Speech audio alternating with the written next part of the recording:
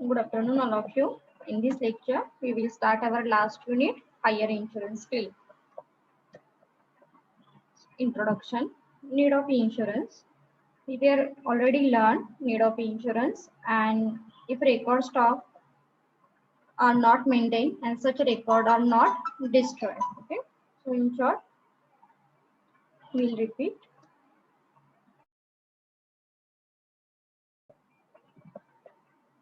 So fire at a business place destroy assets such as building, machinery, furniture, stock, etc. It destroy record. आपण काय बघितलं होतं की fire insurance policy कधी घेतली जाते किंवा का गरज आहे fire insurance. So fire at a business place destroy such as asset, building, machinery, furniture, stock, etc. म्हणजे जेव्हा फायर होते तेव्हा ऑर्गनायझेशन मध्ये ज्या मोस्ट इम्पॉर्टंट थिंग आहेत असेट, ज्यामध्ये बिल्डिंग आहे, मशिनरी आहे, फर्निचर आहे, ते काय होऊ शकतात तर डिस्ट्रॉय होऊ शकतात. आणि त्याचबरोबर जे काही इम्पॉर्टंट डॉक्युमेंट आहे, रेकॉर्ड आहे, हे सुद्धा डिस्ट्रॉय होऊ शकतं. So it does not only destroy the asset but also create dislocation in the usual working of the business concern. आणि ह्या असेट डिस्ट्रॉय सोबत बिझनेसचं लोकेशन सुद्धा डिसलोकेशन मध्ये कधी कन्वर्ट होऊ शकतं हे कळणार आहे. So hence a prudent businessman prefers to take out an insurance policy. आणि जे मग प्रुडंट बिझनेसमॅन आहे ते काय करतात, अशा ज्या काही लॉसेस आहेत किंवा ही जी रिस्क आहे ही कुठे रिकव्हर करायची आहे तर इन्शुरन्स पॉलिसी रन करतात. So, in case of the happening of an event, the businessman get compensation equal to the amount of loss sustained. आणि मग हा जो काही लॉस आहे हा कसा कॉम्पन्सेट होऊ शकतो, इक्वल इन्शुरन्स कंपनीकडून आपण घेऊ शकतो किंवा त्याच्यापेक्षा थोडासा लेस ऍज पर अवर पॉलिसी किंवा as per our premium paid याच्यावरती तो डिपेंडेबल असू शकतो. For this purpose, he has lodged a claim for the loss of stock with the insurance company. And it easy to claim to loss of such asset except stock. In case of stock, their insurance has to decide in the stock of the date of fire. आणि मग हा जो claim आहे हा कशा पद्धतीने करू शकतो आपण, हा बेसवरती हा युनिट असेल. It became difficult to decide the claim when there is no properly record of the inventory. म्हणजे जसं की आपण म्हणतो इन्शुरन्स कंपनीकडे जेव्हा आपल्याला क्लेम करायचा आहे त्यावेळी आपल्याकडे सगळ्यात महत्त्वाचं काय असायला हवंय तर रेकॉर्ड. ओके, जर तुमच्याकडे प्रॉपर रेकॉर्डिंग असेल तर तुम्ही इझिली क्लेम करू शकता. पण डिस्ट्रॉय मध्ये जर तुमचं रेकॉर्डिंगच फायर मध्ये जर रेकॉर्डच डिस्ट्रॉय झालं तर कशा पद्धतीने क्लेम करू शकतो आपण बघा. सो यासाठी काही प्रोसिजर दिलेली आहे.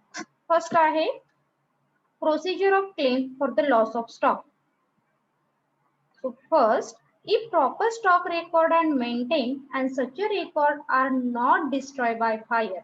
म्हणजे काय सांगितलेलं आहे, if proper stock record are maintained, तुम्ही ऑलरेडी काय केलेलं आहे तुमचं रेकॉर्डिंग जे आहे हे प्रॉपर केलेलं आहे and such a record are not destroyed by fire. आणि हे जे रेकॉर्ड आहे हे मात्र फायर मध्ये डिस्ट्रॉय झालेलं नाही. म्हणजे ऑलरेडी तुमच्याकडे सगळी इन्फॉर्मेशन अवेलेबल आहे.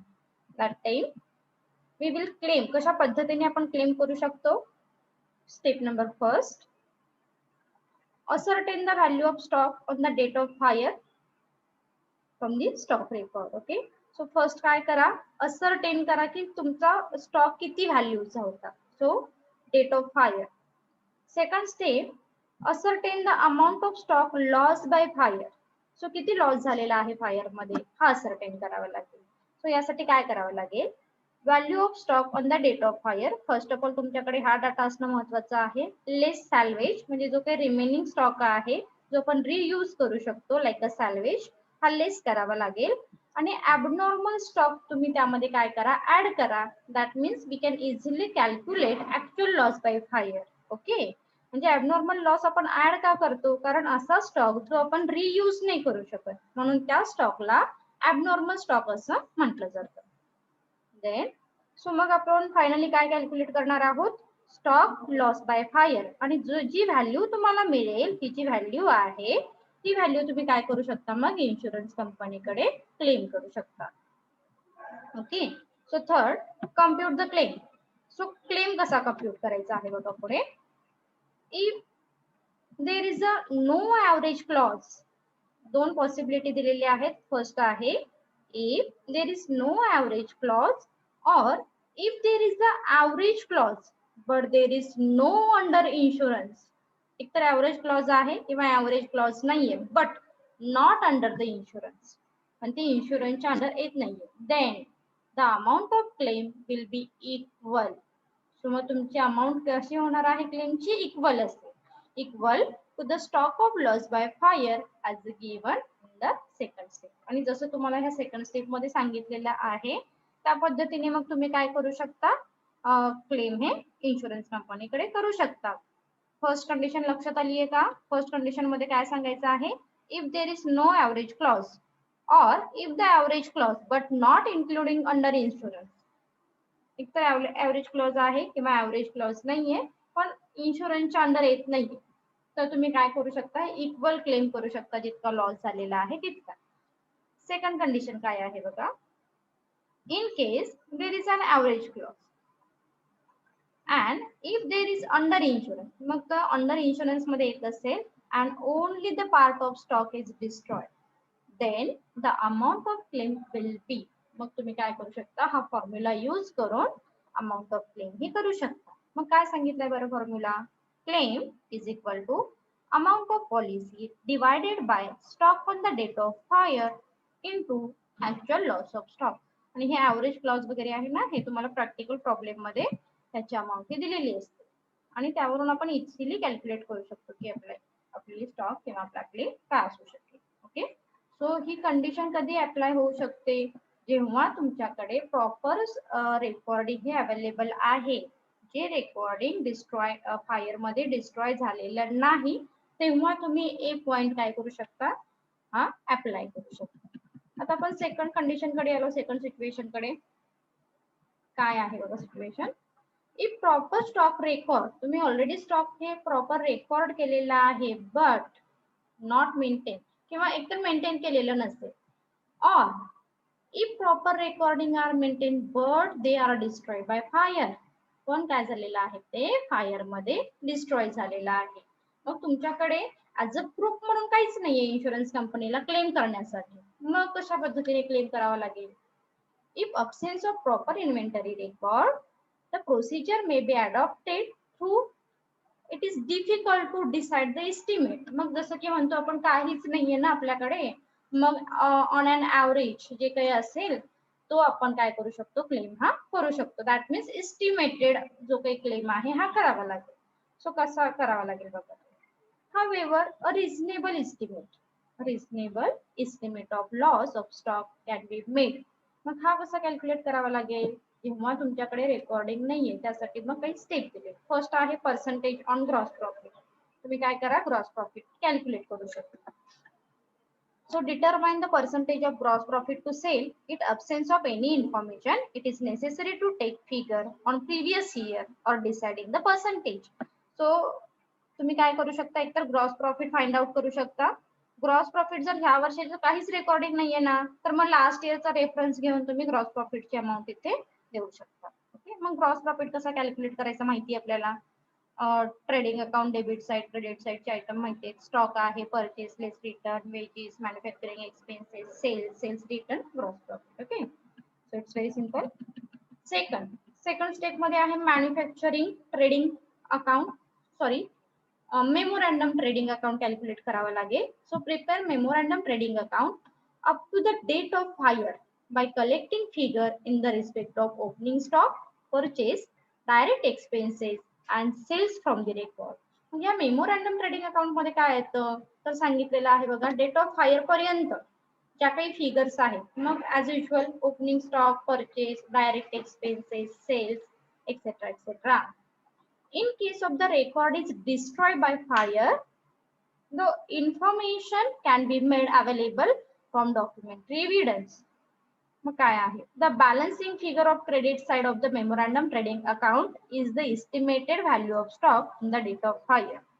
while preparing the memorandum or pro forma trading account, मेमोरॅन्डमला काय म्हटलेलं आहे, प्रो फॉर्मा ट्रेडिंग अकाउंट सुद्धा म्हटलं जातं.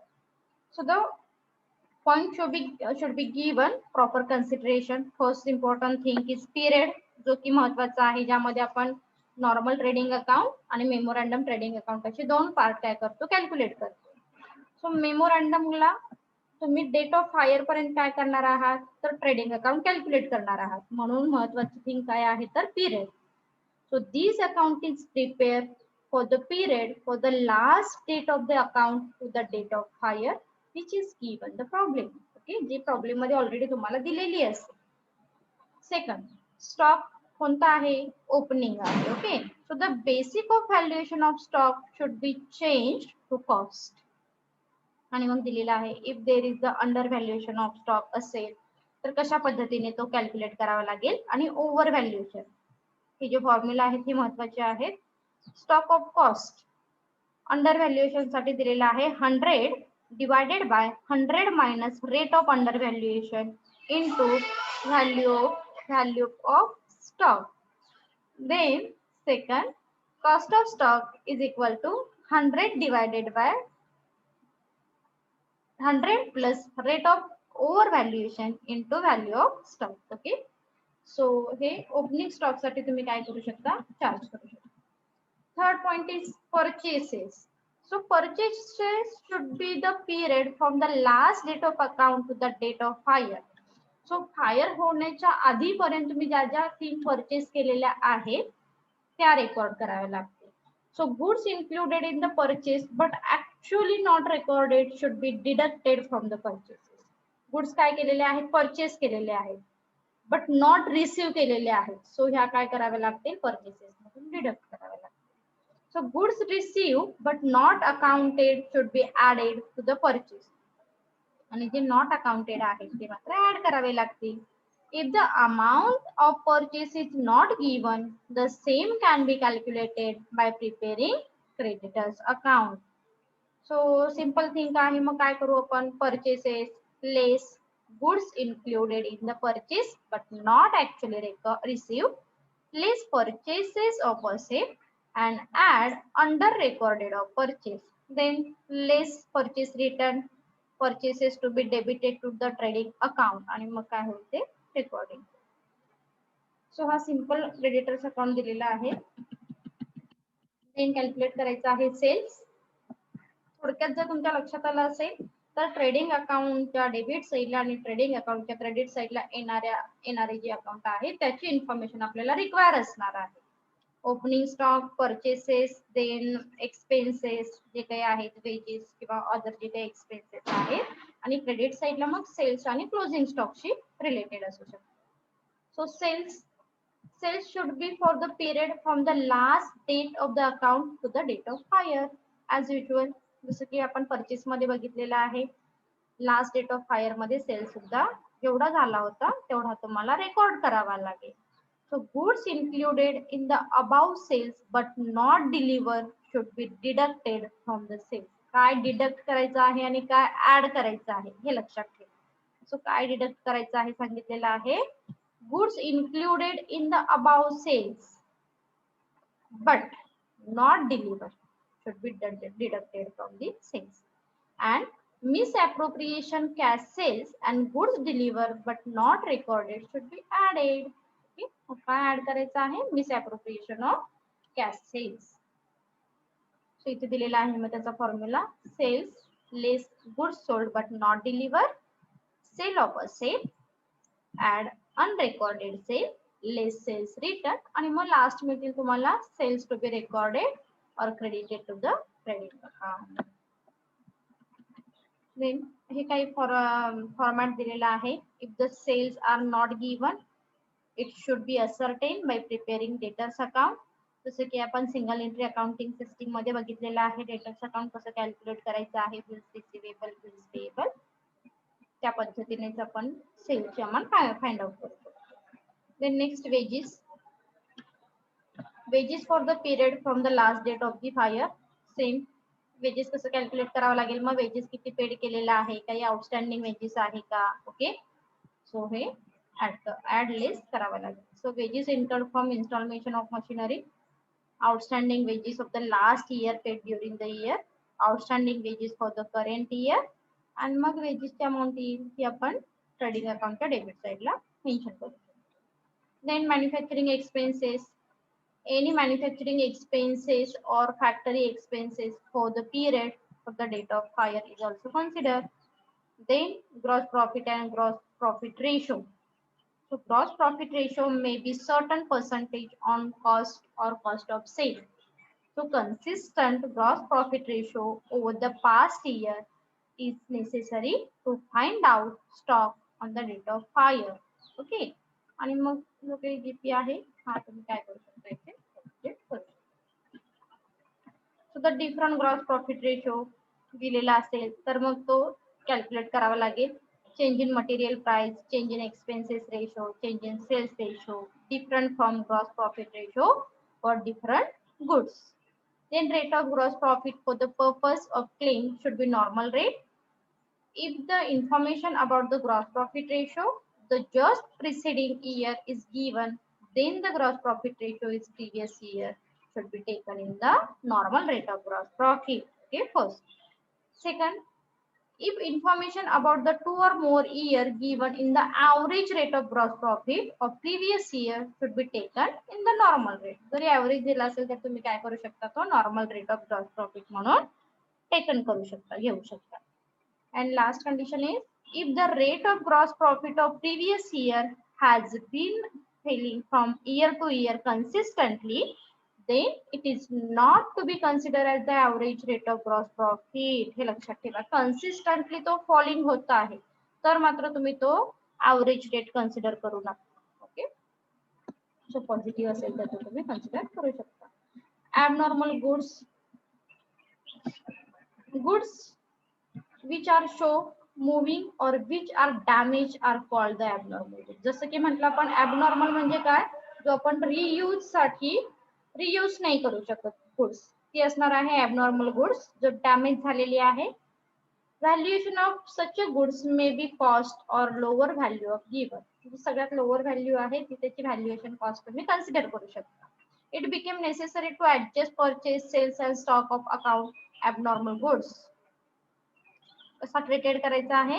If abnormal item are included in the closing stock, so deduct the valuation value of abnormal item from the closing balance, deduct cost of abnormal item on from purchases, deduct sales from abnormal. जर दिला असेल कशाशी related असू दे तो practical problem मध्ये तर त्या concern account मधून तुम्ही काय करू शकता तो लिस्ट करू शकता.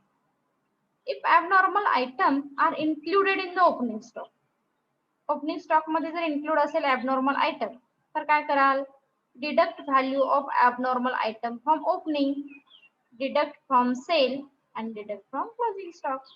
And last, if abnormal item are given return of from some extent from the closing balance, deduct the value of remaining item from closing stock, deduct cost of abnormal item from purchase, deduct of abnormal item from sale. तर अशा पद्धतीने तुम्ही abnormal goods काय करू शकता दाखवू शकता. Stock balancing figure in pro forma trading account after adjustment of gross profit is the stock of goods. Then it should be adjusted goods not damaged, goods with consistence in third party, salvage that means realizable value of scrap or partly damaged goods. These adjusted stock in the amount of loss suffered. Okay, आणि अशा पद्धतीने तुम्ही stock या record करू शकता in pro forma trading account म्हणजेच memorandum trading account. Loss of stock, deduct the loss of salvage from the value of stock on the date of fire. मग त्याचा फॉर्म्युला दिलेला आहे, loss is equal to loss by fire minus salvage. Average clause कसा calculate करा. The purpose of insurance is to compensate loss and not to allow profit.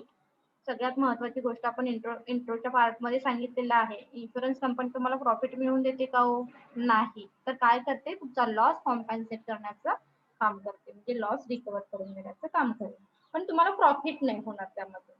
Hence a fire insurance policy usually included the average clause in order to discourage under insurance of stock.